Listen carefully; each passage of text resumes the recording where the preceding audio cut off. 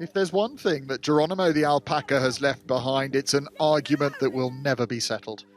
Did he or did he not have bovine tuberculosis?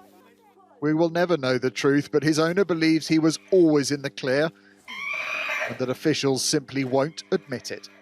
I have never had a straight answer from Death Row in 4.5 years. They set out to deceive me, and the culture results are negative, which is exactly what we expected them to be, given he's never been exposed to TB in the first place.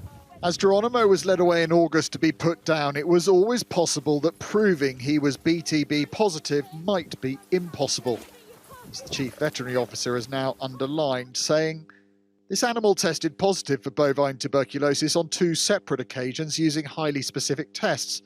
Due to the complexity of the disease, further testing has not enabled us to understand how the animal became infected in the first place."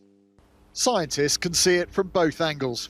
So you can argue it both ways. You can say there's no evidence beyond the serological test, the antibody test, that Geronimo had TB, and on the other hand you can say, well, you wouldn't necessarily expect Geronimo to come up positive at post-mortem. The issue of BTB, not just in alpacas but in cattle too, is contentious. If there's one thing positive to come out of all of this, it's that testing for bovine tuberculosis is now being discussed in the public domain. Healthy to some, a threat to others. Many fought to save Geronimo and for answers. With inconclusive science, the outcome was far from perfect. Rupert Evelyn, ITV News, South Gloucestershire.